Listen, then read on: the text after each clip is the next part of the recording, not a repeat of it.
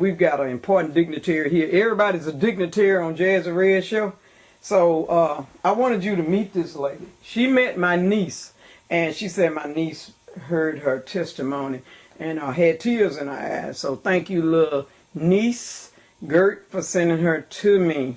And I don't hear all of people's stories until they get on my show. Tell them your name. What's your name, ma'am? Iris Mason. Okay, Iris Mason. Now, you were saying you went through some things. I want you to tell your story because I don't know it. You tell them. Okay. Go ahead. May 13th. Okay. Was a day that changed my life forever. That was in '99. It was a beautiful day. Speak up a little bit. It was a beautiful day. Okay. And I remember getting up, getting ready for work, and was in good spirit, and packed my lunch and set off for work. Just a regular day? Just a regular day. Okay, tell my viewers what happened. On this particular day, some of the guys, I worked at this plant called North American in Daphne, Alabama. And some of the guys would come back and joke around with some of the other employees, especially the females. And on this particular day, they came back and they asked me a question. They asked me, which way do I go to go home? And I said, what do you mean, which way do I go to go home? And then they said, do you go the Causeway or do you go the Bayway? And I remember saying, I go the Bayway. Well, everybody just walked off and was like, oh no, not me, not the Bayway. And I was like, what? What is it about what? What's wrong with the Bayway? And then they turned to me and said, the Bayway is dangerous. And I told them, I said, all you had to do was focus and keep your eyes on, watch your surroundings and keep your eyes on the road. And you'll do fine and not speed. Well, 3:30 came. It was time for us to clock off and go home. And I remember getting in my car headed down 98. And it was it was drizzling like a misty rain. Okay. And I remember as I got closer to the Bayway, Mm-hmm. something kept telling me, don't go the Bayway, go the Causeway. My God. And I remember saying to myself, okay, I'm going to go the Causeway. I'm going to go the Causeway. Well, it seemed like the traffic for the Causeway was backed up so far till I said, no, forget this, because I was in a hurry, headed to go and get my baby so that I can bring him back to a party that he was invited to in Daphne. And I just said, forget it, and I got on the bridge. I took the route on the bridge. And as I got on the bridge, as I got looped around and got on the bridge, I remember feeling, it was an eerie feeling that came over me. I don't know if anyone knows, anybody that knows it, that you've heard stories of how something comes over you before it happens. Okay.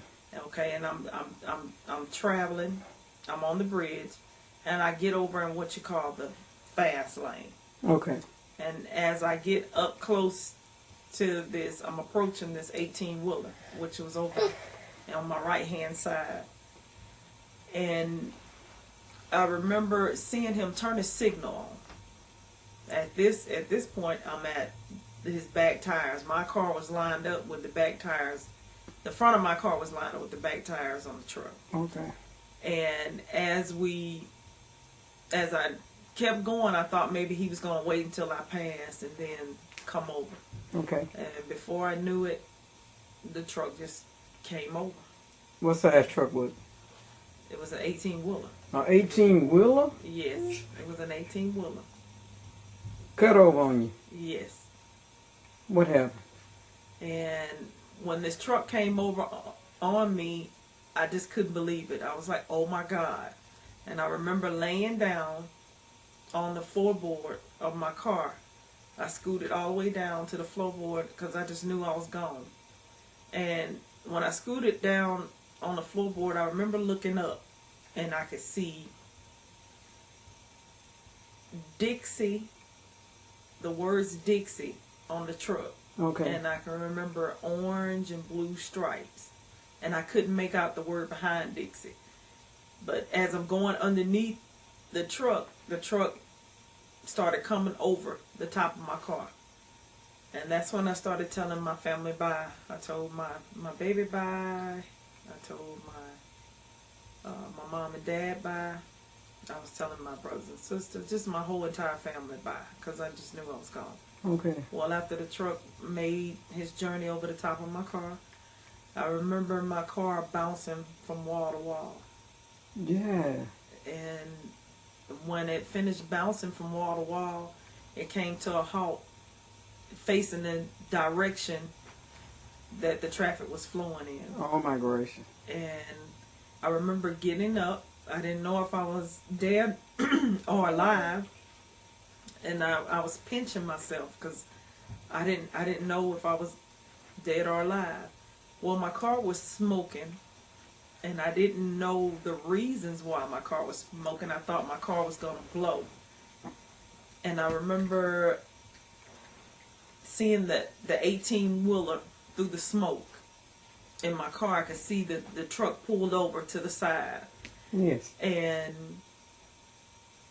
I just said, I got to get out of this car. I just thought it was going to blow.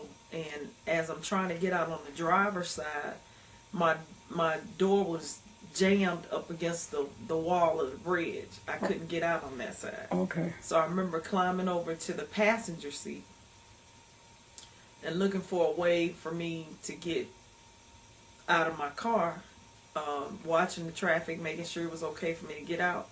And as I looked towards my left, I could see the 18-wheeler pulling off. He fled the scene. Yeah, no, he did. Yes, he fled the scene. And afterwards, I said, I couldn't speak, I couldn't breathe. I didn't know my reasons for not being able to breathe. And I remember crawling. And I crawled to the back of my car. And then I just went immediately to the rail of the bridge. And I pulled myself up over the rail of the bridge.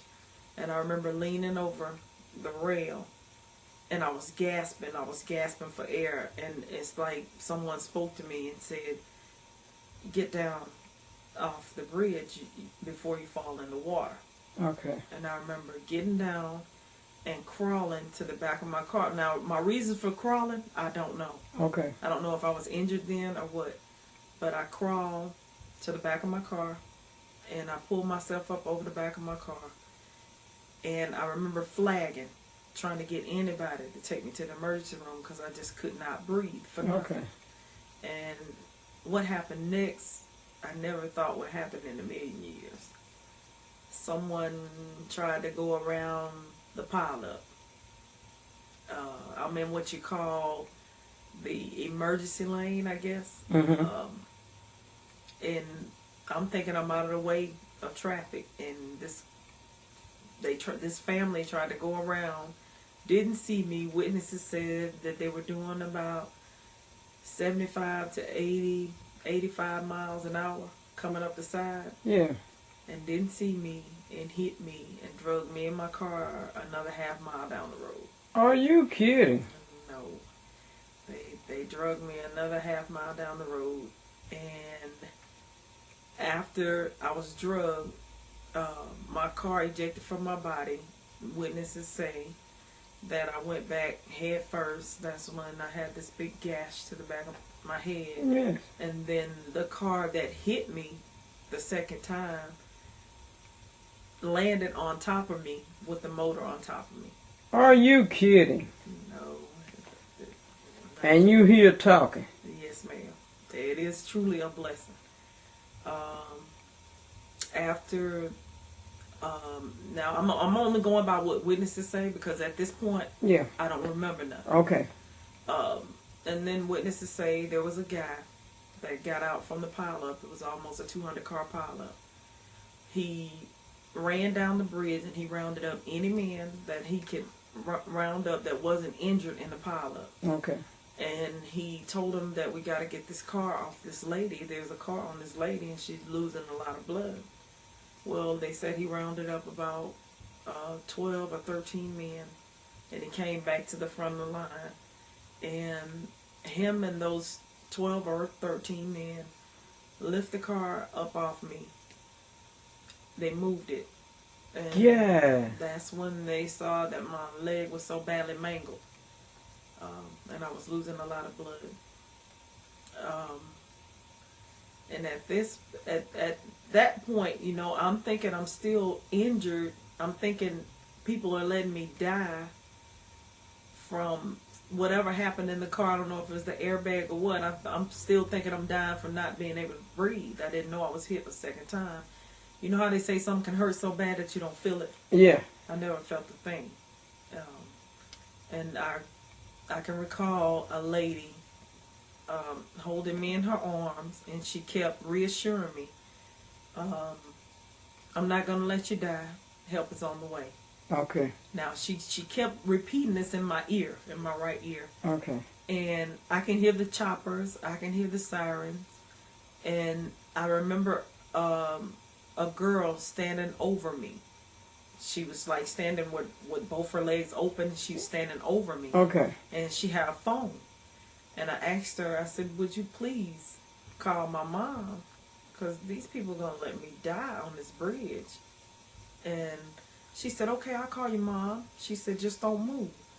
And she said, what's your mom's number? I gave her my mom's number. She called my mom. I talked to my mom. And I said, would you please come and get me off this bridge? Because they're going to let me die on this bridge. So she said, by me being so calm, she was thinking it was just a little fender bender. So she said, well, let me locate your dad, because my dad drove 18-wheelers. Yeah. And he was actually headed out of state. And she called him, and he turned back around. And she said then there was a break in the news. And when she turned and looked at the news, and they showed the camera shined on my car. They were focusing on my car, and my mom said she just collapsed. She screamed because she thought it was just something minor because I was so calm. Yeah. Now, being calm, they saying that played a part in. Yeah. And you not life. Bleeding more. Yes. Yeah, going into shock. Yeah, you didn't go into shock. God, all that happened. But here's the part that I want everyone to know. Okay. As this lady, I don't know her name. I do remember her calling me once I came out of a coma. This lady kept saying, I'm still on the bridge, and she kept reassuring me help was on the way. She wasn't going to let me die. She said it so much till after a while it seemed like she was drifting away. And then I told her, I said, ma'am, I said, I'm so cold. The lady took her shirt off. I'm told by witnesses. Yeah. She took her shirt off because I kept going in and out. I would blink out, and then I would open my eyes, and I would blink out again, and I'd open my eyes. And she put her shirt on me, and she held me in her arms, and she said it one more time. I'm not going to let you die. Help is on the way. At this point, it seemed like she was far, far away. Okay. I lost sight.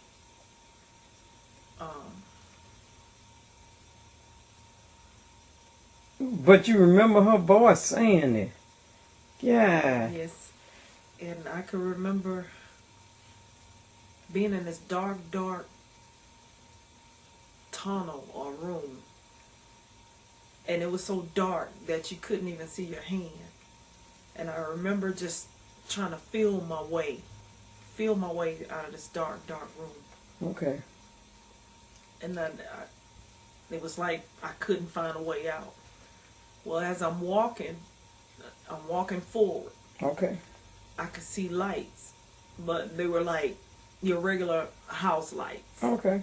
And I can see, as I got closer, I can see people standing to my left and to my right. They were of all different races and of all different ages, men, women, and children. And as I'm walking closer, I'm saying to them, help me get out of this room, out of this tunnel. Well, as I approach closer, now I'm up, I'm facing them. Okay. I could see it looked like they had no mouths. And they were looking at me with this look of fear in their eyes. And I'm walking down the middle, kind of like a Soul Train line. Yeah. And I'm walking down the middle, and something told me, it was like something just stopped me. It's like, don't keep going forward. Like you're headed to a bad place if you go forward. Okay. And at that moment, I just said, Jesus, don't take me like this. My son needs me. And as soon as I said that, a light so bright shot through that darkness.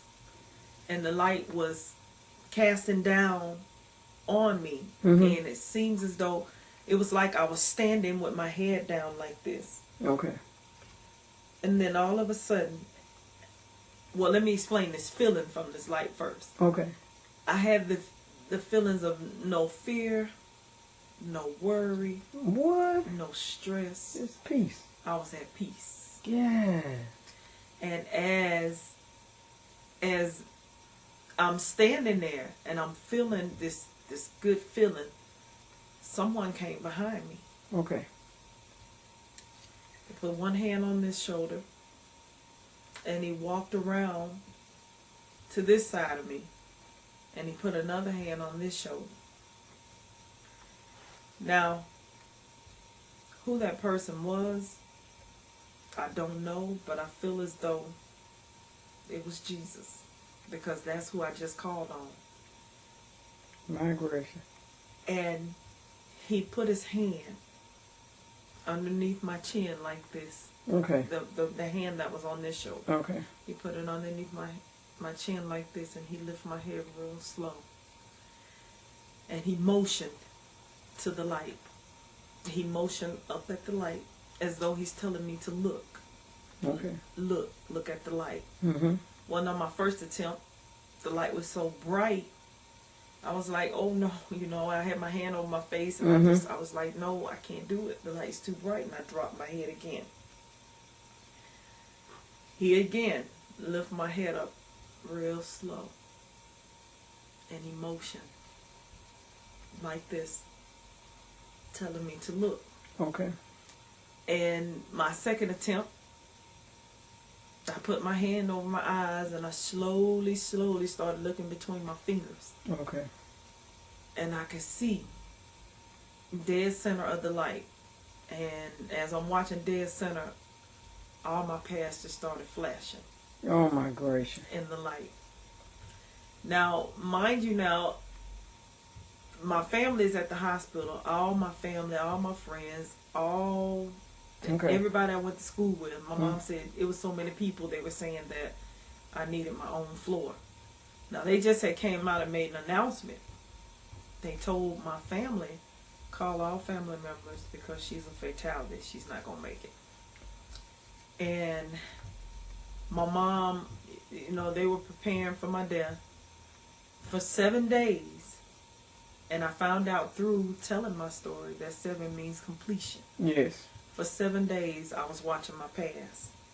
And on that 7th day, when I finished watching my past, I asked whoever it was standing behind me to take me into the light.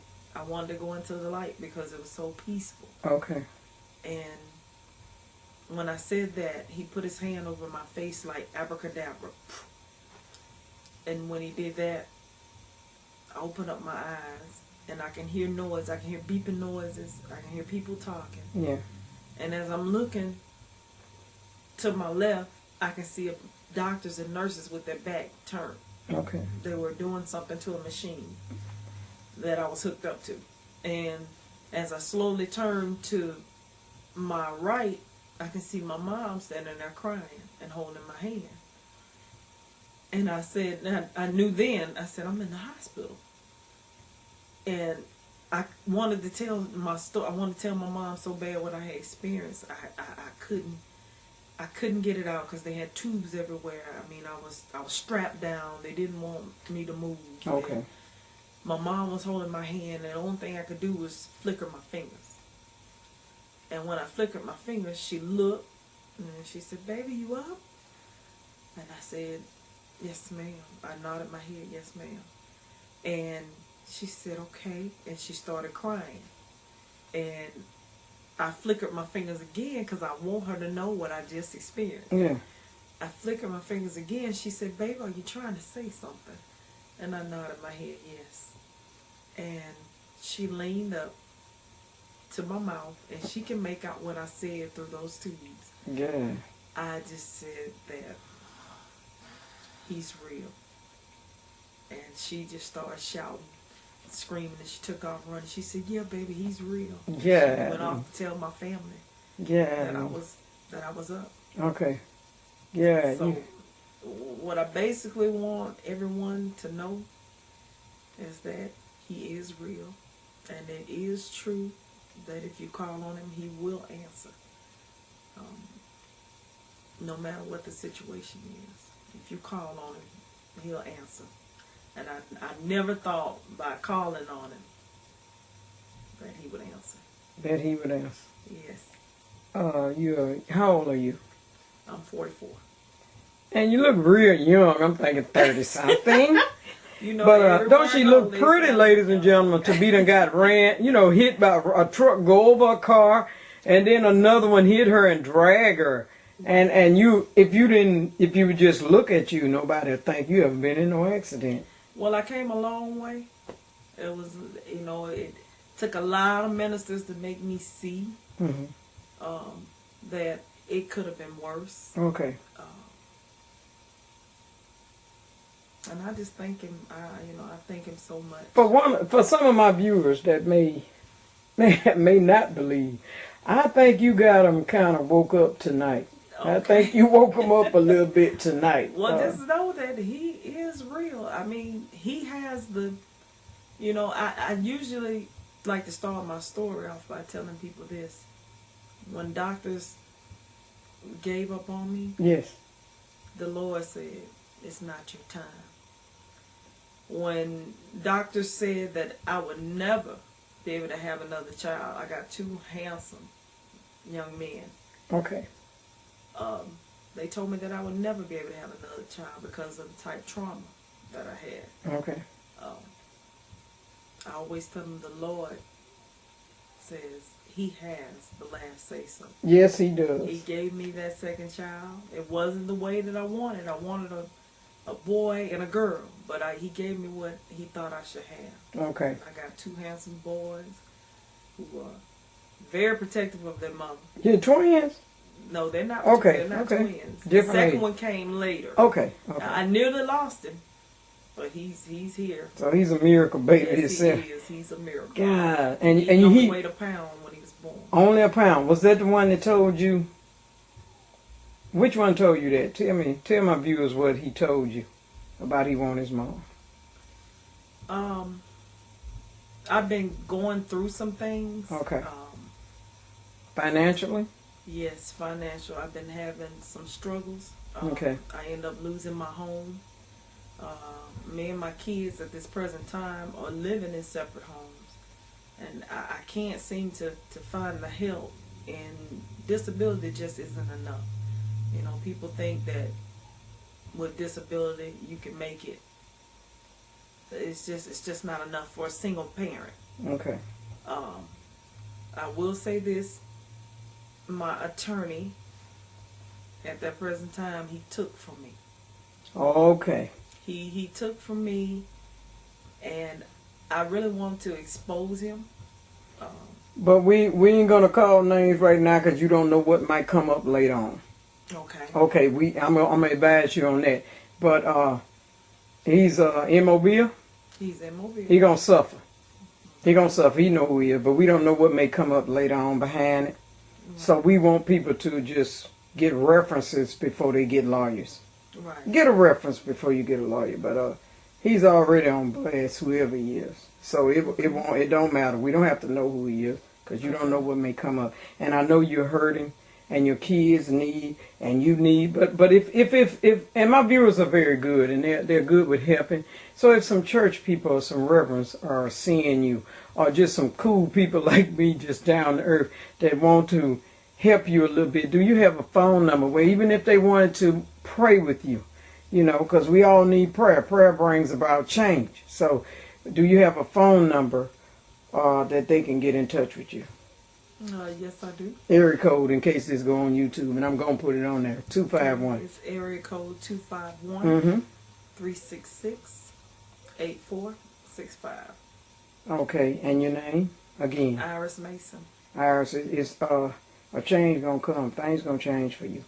You have to believe in that. You've been through a lot, but it's coming. It's coming. I see it. That story really gave me some chills behind this camera. Cause, ladies and gentlemen, y'all know I don't hear everything or see everything until you all see it. So it really touched my heart. So if you want to help this sister, we're gonna give that phone number out again: 251 366 8465. Let's try to get this family back together. And it may be someone that have a rental house and they make them rent it on your income or something, or somebody might be on Section 8 and maybe looking and say that they need to help you. So you all give this sister a call. On my last little bit, you want to say anything else to my viewers? I just want, as long as everybody knows that he is real, and I feel like he's going to work this out for me and my kids. Yes, he is. A truck to hit you and leave, for a truck to hit you and leave, and then you get a lawyer that don't do right. All right now. It's going to work out. It's going to be all right. It's a lot of things that's been surfacing. I just don't want to. Okay, yeah, we're not going to say no. Some things have been revealed. Yeah, all right. God going to work it out. Oh, yeah. And on this, this completes the interview. I just felt you all needed to hear her story because I didn't hear it until I got behind this camera. And we need to help this sister get back with her children and being home with them. So we're going to say God bless. Tell them God bless you. God bless you. All right. Let's help this sister. Jazzy Red. Peace out. Jazzy Red Talk Show. We've got word for the day, Mr. Tharis. What do you have for my viewers this week? Well, you know I'm always, Jazzy, throwing a jewel out there for my young people. Because, you know, we wishy-washy, man. I see them making a lot of mistakes out here, you know, in society. You know, a lot of people want to say the streets. But basically in society, man. And the reason why they making a lot of mistakes, Jazz, is because they getting involved with the wrong type of people. Okay. And, you know, growing up, we got a lot of morals and a lot of understanding coming from our parents. But now, a lot of kids are missing out on stuff real early. So I just want to throw this out there to them. It's nothing that I made up because most of the time it's already written and it's in the scripture. But basically, man, about what type of people they deal with is how to judge the person, man. And not judging whether you're going to send them to heaven or hell, but judging whether you need to deal with them. And, you know, I just want to just throw this out there at them, man. You judge a tree by the fruit it bears. You know what I'm saying? How can you tell the difference between an orange tree and an apple tree?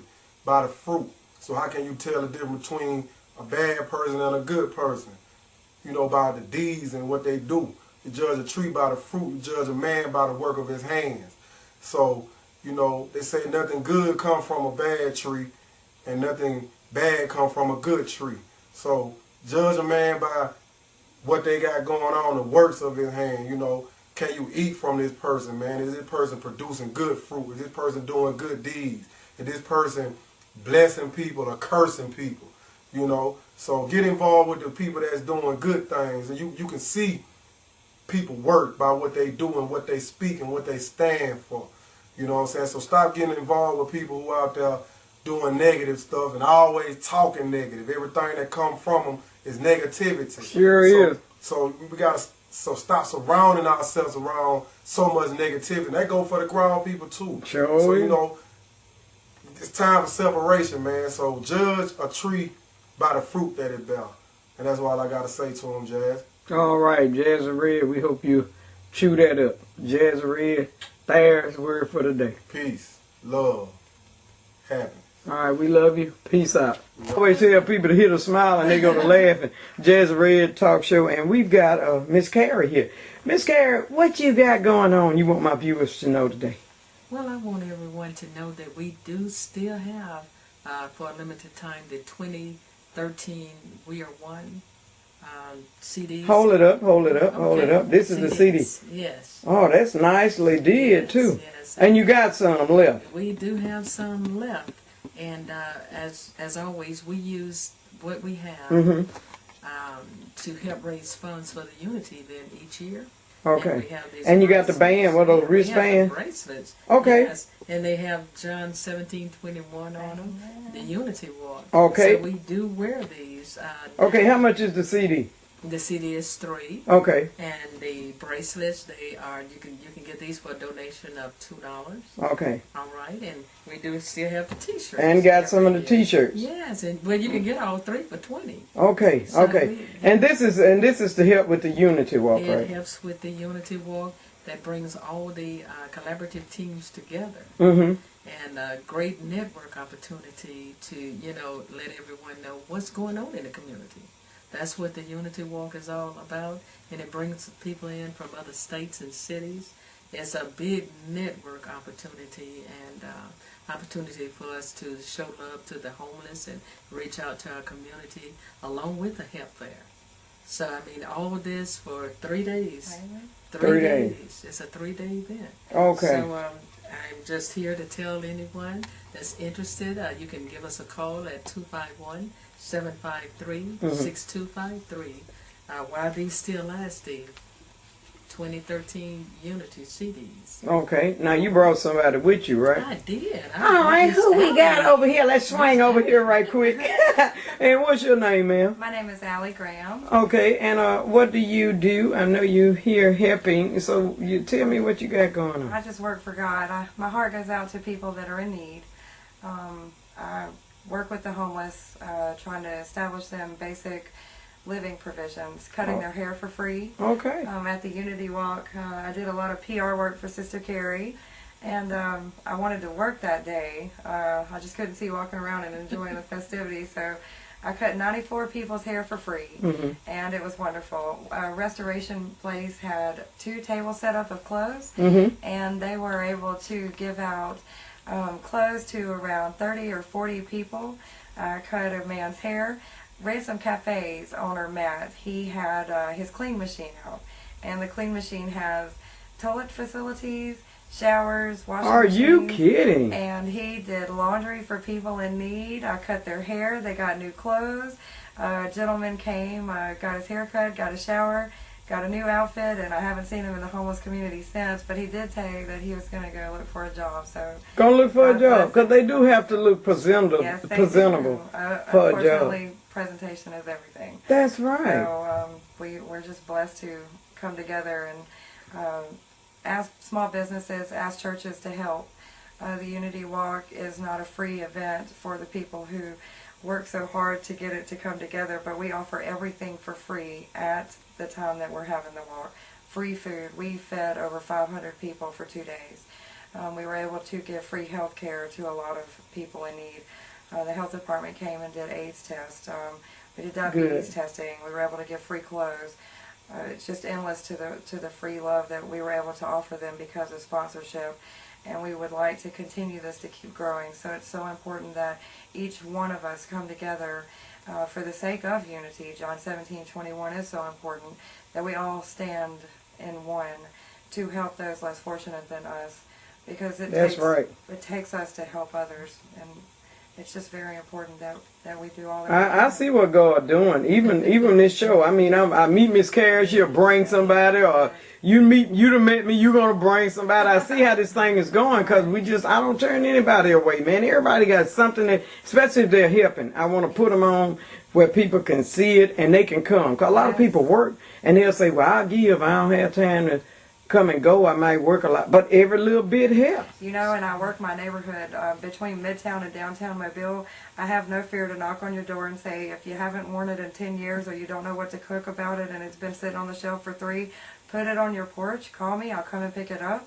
I'm just going to turn around and distribute it right back out. We don't keep any of it for ourselves.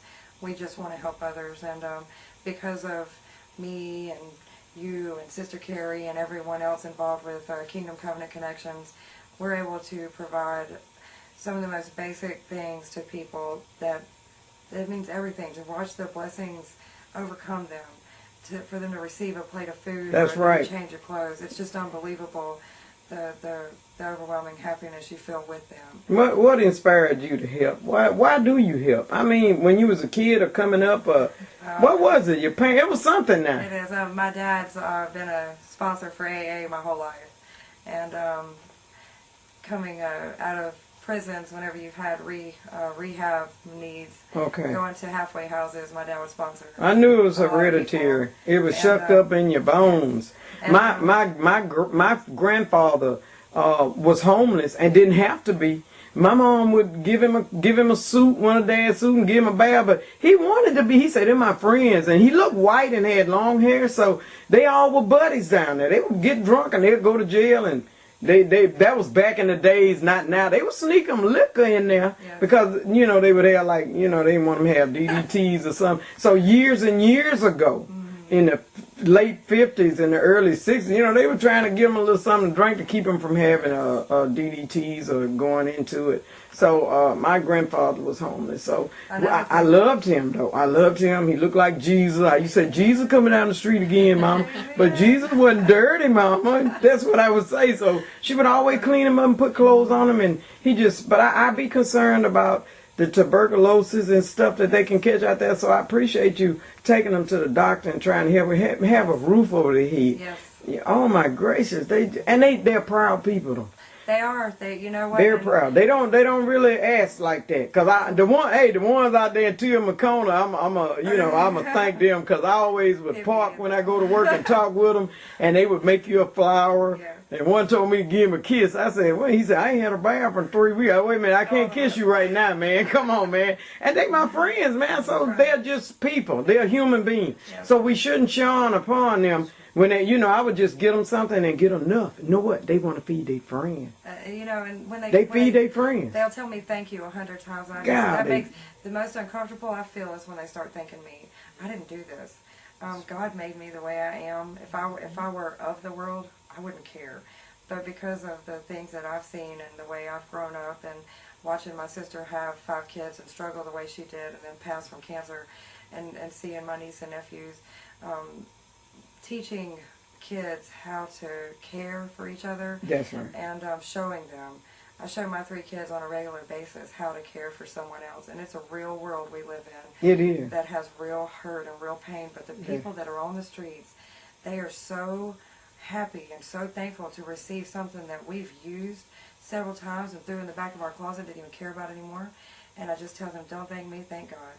Because if it wasn't for the Lord, they still wouldn't be here to receive what they have. That's right. That's right. That's where it is. That's where it is. That's right. That's a good thing that you're doing and stepping out on a limb like that. Now, I bet some of them looking saying, "Okay, all of them hooking up." And it is. Everybody's hooking up. I mean, people on my show call in. They give out clothes and shoes. Yes. So you can use clothes and shoes. But yes. Okay, so now next week she's going to come back and really in depth tell you what she's doing with the homeless and how they're trying and how she got blessed with some land. She's going to come back and tell you next week. So that's a great thing. Give me your phone number before we go back to Miss Carrie. My name is Allie Graham, and I'm part of Kingdom Covenant Connections, but also I'm part of Radical Foot Soldiers for Jesus Christ. My direct line is 251-402-3035. And if it's on your heart to give me a call to figure out what's going on, or if you have any questions, or you're not really sure, or you have something you want to give, please follow your heart and give me a call. It's 251-402-3035. And everything they give you gonna get gave away. Right away. So see, Right away. they've seen my show and seen this truckload. It's a man in Mississippi bring me stuff by the truckload. Summer clothes in the wintertime, winter clothes in the Yes. summertime, and I'm gonna call you and bring them straight to you. I'll get somebody to bring them straight to That you. is such a You relief. know, because I get hold to a lot of stuff, and I'm glad that I got somewhere I can go now. You know. Because I kept giving it out, and I've had over 3,000 books. My whole house was full up with school books for children. So I get hold to a lot of stuff. Now I got somewhere for it to go. See how great that worked? God is The Lord good. sent me here for a Yes, reason. yes. I don't want people, one. and we keep saying, don't be out there hurting and not call somebody, because I don't have, but I can call somebody that might have. Well, that also applies. Call me if you need something. If your family is short on food, if you need clothing, if you need toiletries,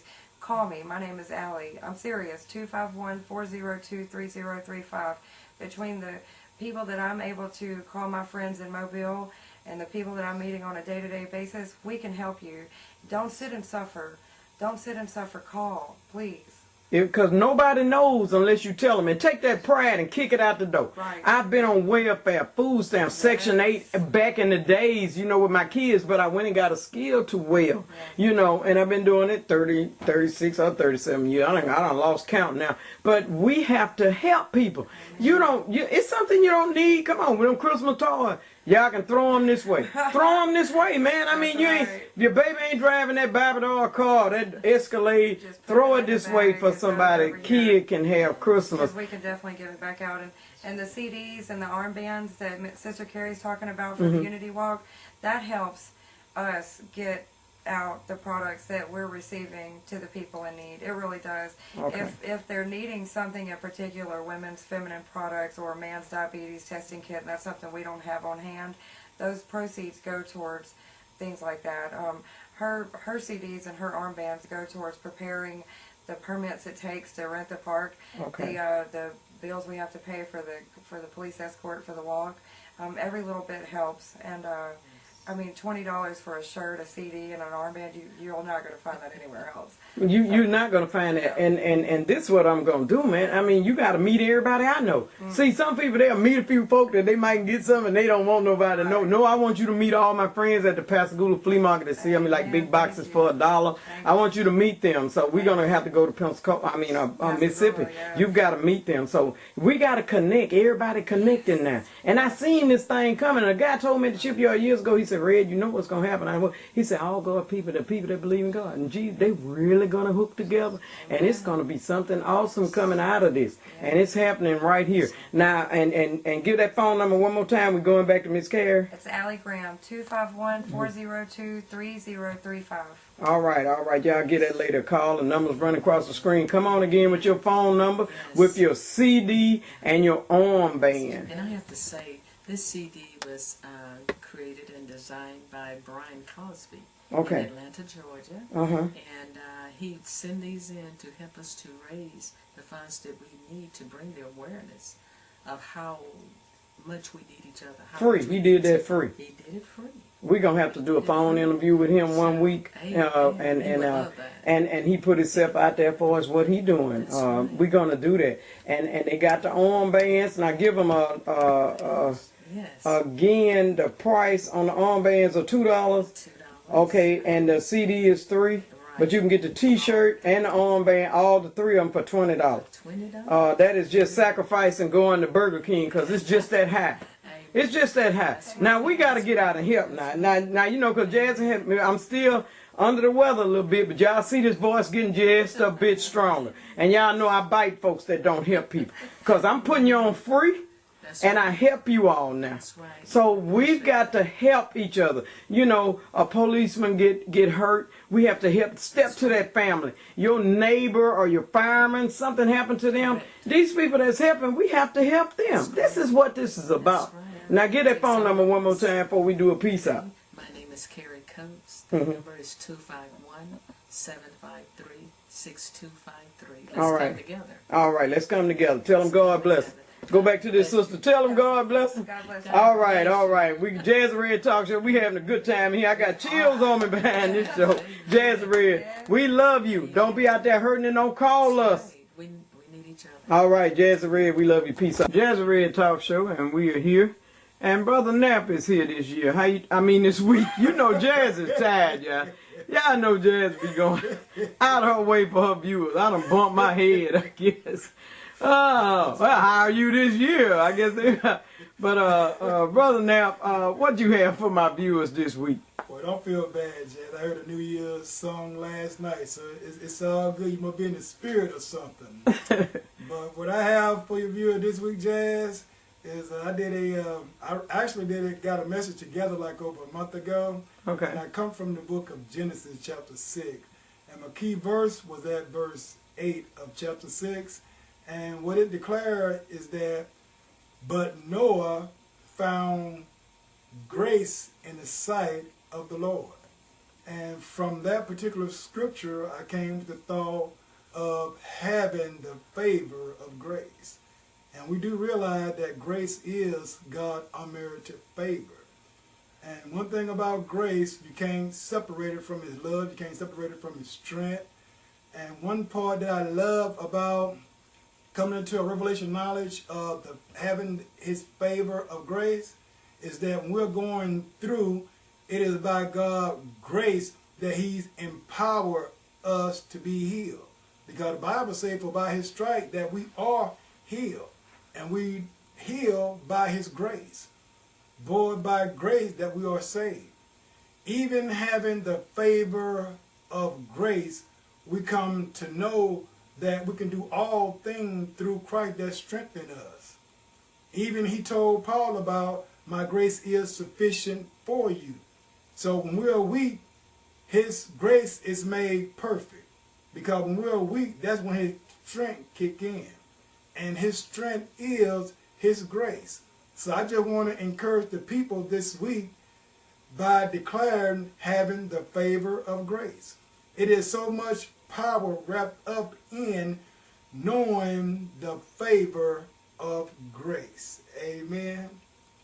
This has been an inspirational moment brought to you by Brother Knapp. I can be reached at 251-281-6667. And on that note, you be blessed and know that you have the favor of grace on your side. Amen. All right. I like that, Brother Knapp. Y'all get that and chew it up. All right, Jazz Red, we love you. Peace out. Jazz Red Talk Show, and here we have the Avenue book. You all have got to get this book. The first time it came out years ago, it sold out. So she's got it back. It's bigger. It's in a hardback edition, and it's just beautiful. It got high gloss on it, and it says the place, the people, the memories, 1799 to 1986. And Jazz is going to always show you something that's inside of this book when we put it on. And we're going to go with another segment. Jazz Red, be back in a minute. Jazz Red on the inside of the Avenue book.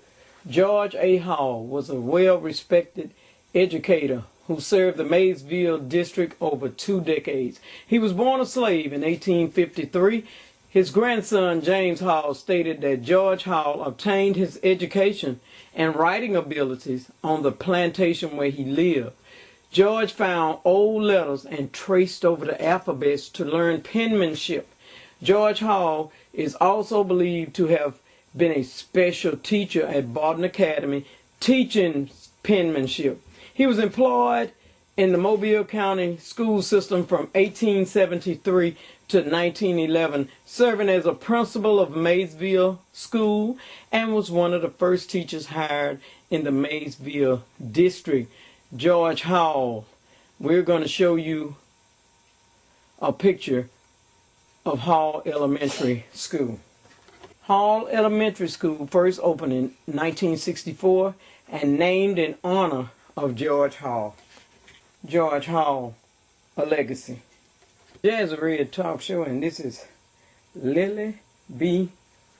Williamson. Williamson is remembered as one of the best known leaders among Negro women who had an influence in her community, church, school, businesses, in all lines. She uplifted her people. She was born in Alabama in March in 1874. At the age of 15, she graduated from Emerson Institute in the class of 1889. A member of State Street AME Zion Church, she became connected with the public school system of Mobile at the turn of the century and later became a principal of Maysville Public School after the death of George Hall around 1911. When we come back, we're going to show you Wilson High School.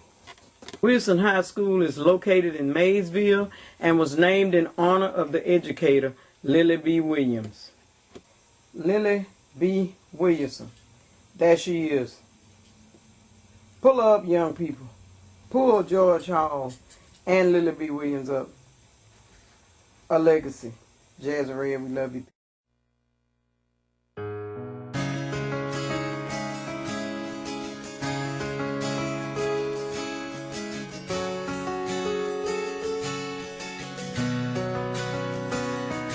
And I'm alive,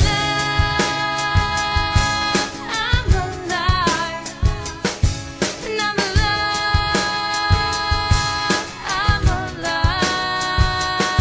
I'm being knitted in your womb by the end of week 1. If you give me enough time, I'll be your daughter or your son. By week 3, my heart beat. By week 4, I hear your voice. Wish you could hear my voice, so I can have a choice. Know you striving for success, and then I'm all made of your flesh. Never thought you would get pregnant, you just wanted to have sex. Didn't even know the man, but he donated his seed. You did make a mistake, mama, God made me. I'm alive in your womb, I'm a part of your soul. God planned out my life a long time ago. And I know that you are scared, I know that you are afraid. But believe me when I say God never makes mistakes. And I'm alive.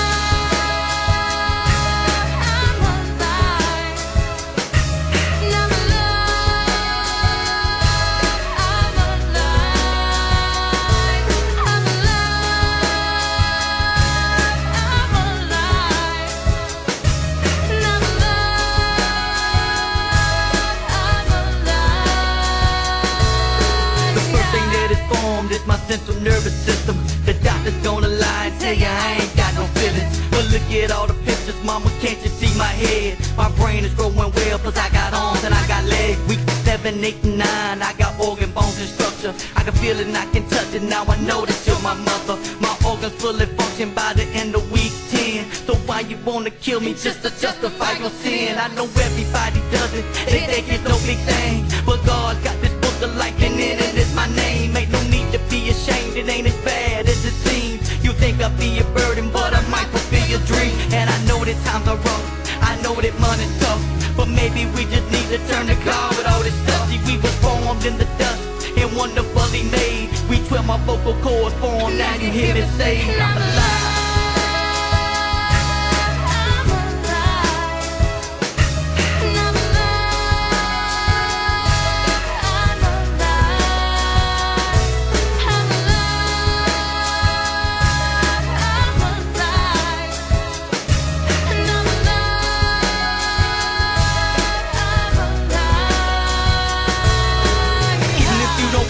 There's somebody you take me. I know there is a reason why our Father God has made me. We Psalms 139, how we form my inner part. These words are from his heart. You know we never start, so the work he won't complete, our one that he won't finish. Never slack in his promise, and he promised to replenish anything that you think you ever gonna lose. So mama, wait a minute, think and pray before you choose. Please don't abuse this wonderful creation. We Romans 8 and 29, that's predestination. I pray you hear this song and that you think about salvation. I pray you hear these words and rethink the situation.